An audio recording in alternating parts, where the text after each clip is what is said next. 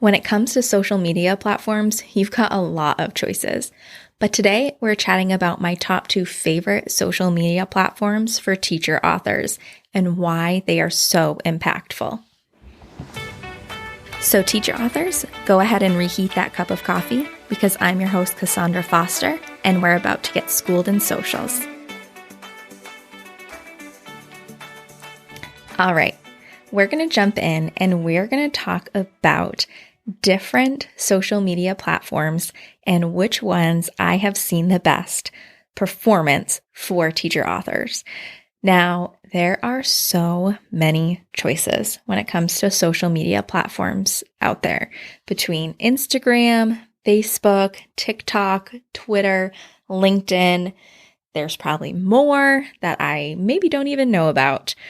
It can truly feel in this time of social media that you need to have a presence everywhere to be heard.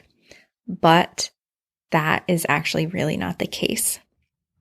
What you actually need is to be active on a platform that serves you and your ideal customer. You don't need to be plastered across Instagram and Facebook and TikTok and Twitter. You just don't. What you need to do is find one platform that works for you and works for your ideal customer. So here's what I found works best for teacher authors. Number 1, Instagram. So Instagram is great because it already has a strong teacher community established. There are so many teacher accounts and a lot of teachers hang out on Instagram. They're very active there, looking for people to follow for ideas and tips and resources and commenting and asking questions and trying to learn more. And so that is an advantage for you because you already have a built-in community to come into to show them what you can offer them. The second thing is that Instagram is very visual in nature. Not only has it been kind of a photo sharing app, we all know it's going the video route as well. And that lends itself really great to marketing your engaging resources because you can show people what those resources can do for them and what it can look like prepping them and what it looks like when it's done. And you can show people your face so that they can see who you are and get to know you. So that visual aspect is so important, specifically when it comes to you as a teacher author. Another thing that I really love about Instagram is that there are so many ways for you to share your content. There are static posts, that's just one picture or graphic on your feed. There are carousel posts, which are multiple pictures or graphics in one post. There are reels, which is video. There are stories, which can be a whole number of things, but where you're really talking to your audience. And there are lives, so where you can get on and talk to your audience in real time. So why does it matter that you have all of those options? Because as a teacher, you know, people learn things in a lot of different ways and in a lot of different styles. And that is the same with your ideal customer. So when you're trying to bring value to your ideal customer, you want to be able to present that information in a lot of different ways so that everyone who is your ideal customer can learn that information and see your value. And Instagram just has that kind of baked right in because there are so many options that you can choose from when it comes to the type of content you're going to create on that platform. Plus, besides all of the ways to share your content, Instagram has a lot of options when it comes to how you organize that content for your audience. So you are easily able to highlight important topics and resources that you've shared about because Instagram has highlights, which are those bubbles that are right above your feed where you can add in stories that are about different topics. And when people come to your page, they can start there. So say they're interested in finding out what you have for free resources. You can have a highlight with all of your free resources that you've shared. And the second that they get to your page, they can click on that and they can see what you offer for free value for them. And the other piece when it comes to organizing content on Instagram is probably the most underrated feature of Instagram, I would say, which is guides. So this allows you to put together a series of posts that are on the same topic. So if you have been chatting about, for example, I come from a special ed background. So if you've been talking about IEP paperwork across several different posts, you can bring all of those posts together and label it IEP paperwork. So if someone just needed tips on that and needed help in that area, they could go to your guides and they could find all of your posts that have to do with IEP paperwork. So there are so many ways for you to share your content and organize your content on Instagram to help your audience access your value. And finally, my favorite feature in Instagram is that you are able to talk directly to your audience through stories. You are able to get on and chat, and you can have them answer a poll, you can have them drop a question, and they can interact with you in that way. And as you know from the first episode, connections are key. That is the beauty of social media, and that is how you are going to make it work for your teacher author business. So in my mind, Instagram kind of has it all. We've already got a built-in teacher community. It's visual in nature, so you can show off those amazing resources.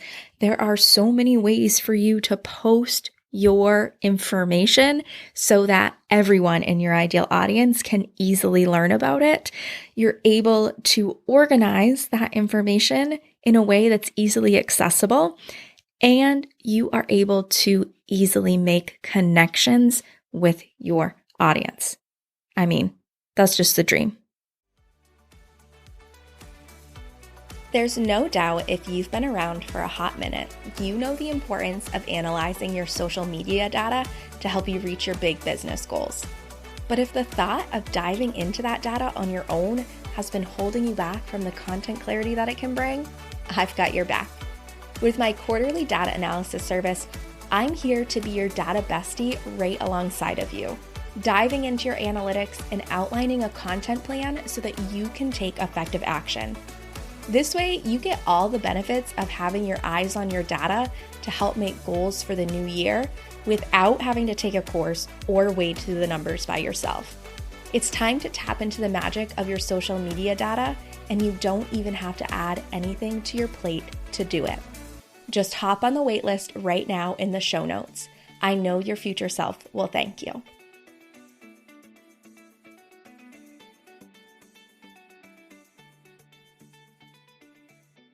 Okay, so I am a lover of Instagram, but there is another social media platform that I really love for teacher authors, and you might be surprised what it is.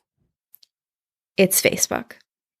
Okay, you might be scratching your head or thinking I'm crazy because a lot of us have been fed this lie that Facebook is dead. But that's just not the case for the teacherpreneur community, and here's why. Now, when I talk about Facebook, probably what comes to your mind is Facebook pages, right? You can have a business page on Facebook. But really, the beauty of Facebook that I want you to be able to harness for your teacher author business is Facebook groups.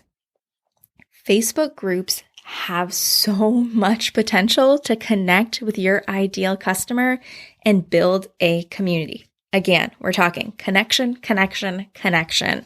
So a Facebook group is meant to serve your audience in a specific way so that there can be a lot more buy-in from them. We're going to talk more about that in later episodes, but this is a way for you to serve and build a community. And I also love that on Facebook, people are identified by their name versus a username, which makes it so much easier for you to address them in a comment or a direct message and just have more of that personal connection with them.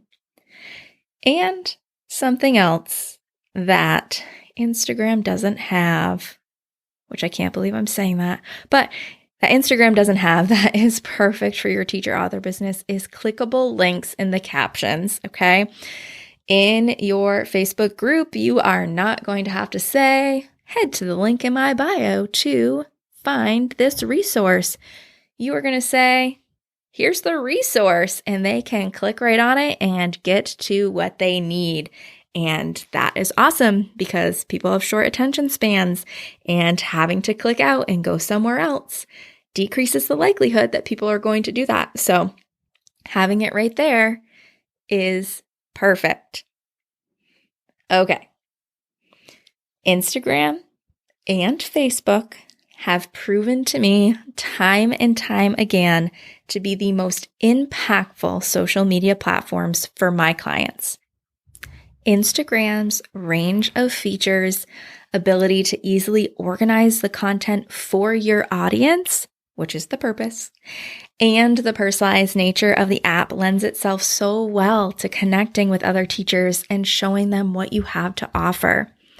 On the other hand, Facebook, especially groups, can be a powerful social media platform to help you serve your audience, making meaningful connections and making it easier for them to navigate the amazing resources you have. So at the end of the day, though, whether you go with Instagram, Facebook, or even another platform, you want to make sure that you're comfortable using it and your ideal customer uses it as well, because that is where the magic happens. All right, everyone. One last thing. Don't forget to enter the launch giveaway that's running until April 11th at 12 p.m. Eastern Standard Time. All right, Cold Coffee friends, thanks so much for listening. If you're loving getting schooled in socials, make sure to subscribe so you don't miss an episode. Also, I would love it if you left a review so that other teacher authors like you can start getting schooled in socials too. All right, I'll see you in the next episode.